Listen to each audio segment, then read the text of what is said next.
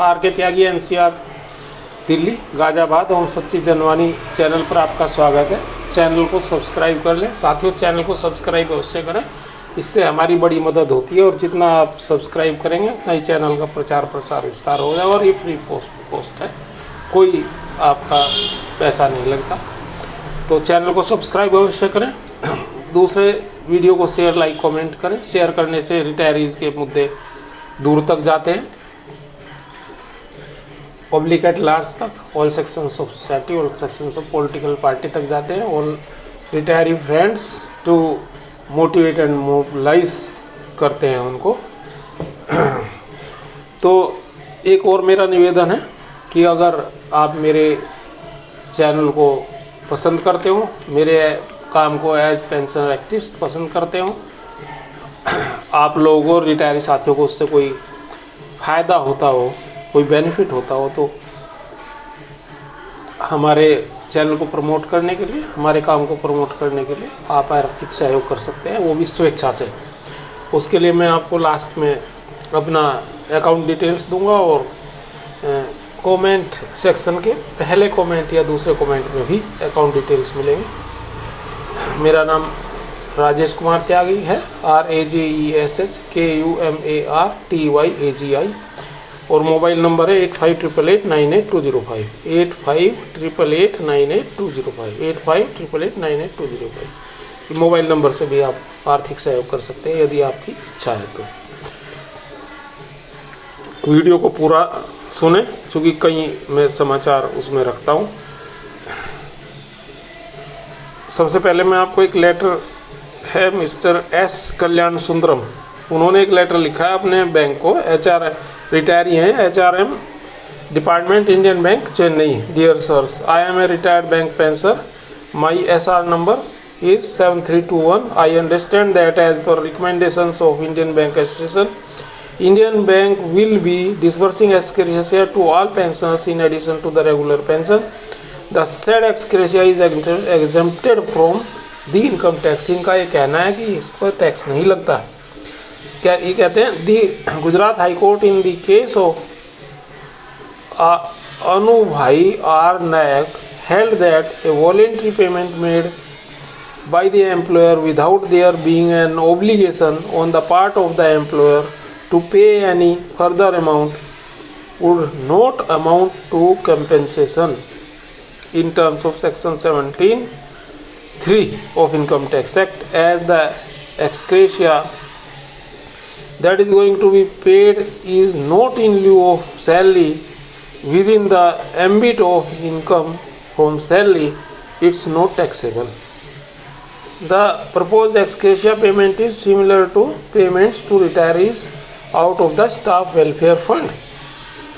Hence, I request you to arrange to credit the proposed ex gratia separately and not to club it with the regular monthly pension payment. This will help me and also many pensioners in filing income tax returns without cumbersome working and explanation.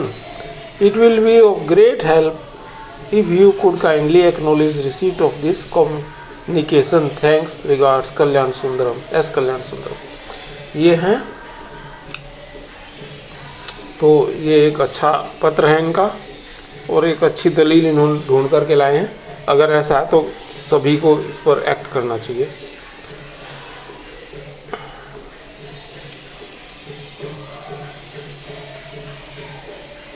आइए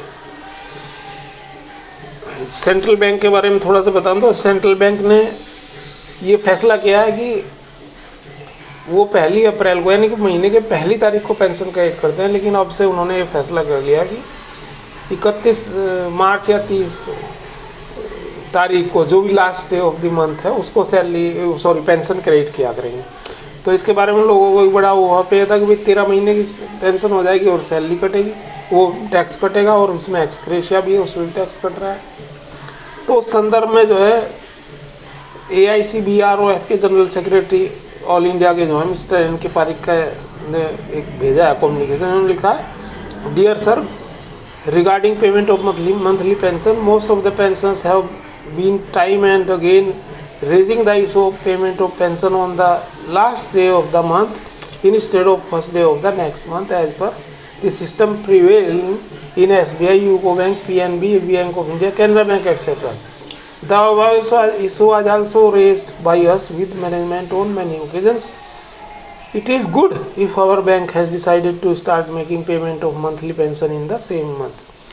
In any case, there will be payment of 13 months pension in first financial year of adopting the system, and thereafter pension will be paid after for 12 months only. The issue now remains whether to start the new system from current financial year on next financial year. Regards N K Parik, general secretary ICBRO है। तो ये इन्होंने इसमें बताया है, कहा है अपनी बात।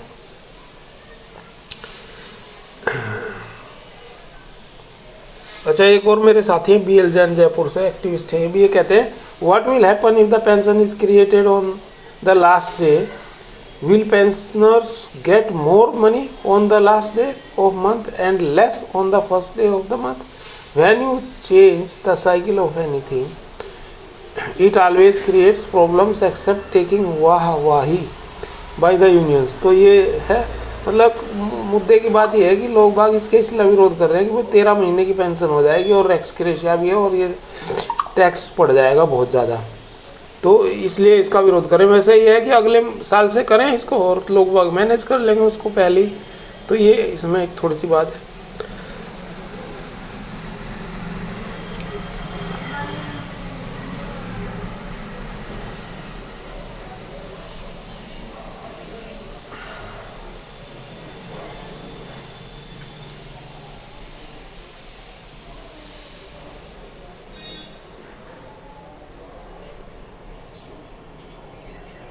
एक थोड़ी चीज़ मैं और बता देता हूँ। अच्छा, लेवी के ऊपर बड़ा घमासान चल रहा है कि भाई लेवी कट रही है, क्यों कट रही है, और लेवी है कि वो कट ही रही है लोगों की, और इसमें जो है करीबन बहुत मोटी लेवी कट जाएगी और लोग इसके लिए लिख रहे हैं लेटर्स। शुक्ला जी ने भी कई लेटर लिखे, हमने भी एक दो लेटर लिखे थे।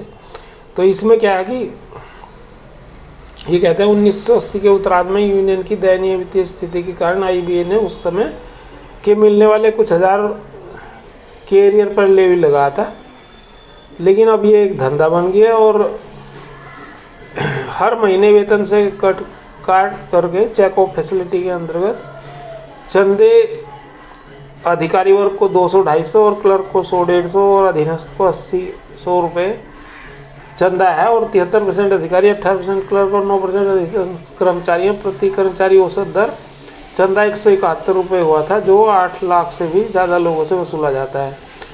और इस तरह 13,69,60,000 राशि केवल सार्वजनिक बैंकों के कर्मचारियों अधिकारियों से वसूल होती है, शुक्ला जी लिख रहे हैं। और अभी कोई ट्रेड यूनियन नहीं बल्कि यूनियन ट्रेड बन गई है, नए नेता बड़े ट्रेडर हो गए और 600 करोड़ का लेवी का ये इन्होंने व्यवसाय चलाया। अब ये एरियर के साथ जिन बैंकर में हुए योगदान से इन्होंने का धंधा चल रहा है, उन्हीं को विश्वास की नज़र से देखना, उनके हितों के खिलाफ मैनेजमेंट से समझौते सहमति करना कहाँ तक उचित है। और इनका ये भी कहना है कि ये जो यूनिलेटरल जो काट रहे हैं चंदा, ये गलत है, और इसलिए इन्होंने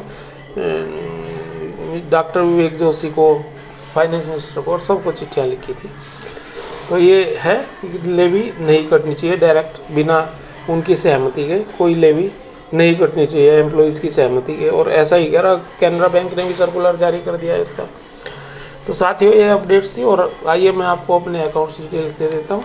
RAJESSKUMARTYAGI 38966877761 38966877761 38966877761 IFSC code CBI N0 285097 CBI N0 285097 central bank of India और Kosambi Ghaziabad KAUSHAMBI Ghaziabad KAUSHAMBI GHAZIABAD KAUSHAMBIGHAZIABAD। ये मेरा अकाउंट डिटेल है जो कमेंट सेक्शन के पहले कमेंट या दूसरे कमेंट में भी आपको मिलेगा। और मोबाइल नंबर 8588898205,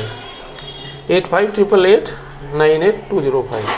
तो मोबाइल पे भी आप भेज सकते हैं आर्थिक सहयोग, आर्थिक अनुदान और आर्थिक अनुदान। अगर आपको हमारा काम पसंद है, चैनल को प्रमोट करना चाहते हैं और हमारा एज एक्सट्रीस्ट काम पसंद आता है तो नमस्कार साथियों। और भारत माता की जय, वंदे मातरम। भारत समाज संस्कृति की जय,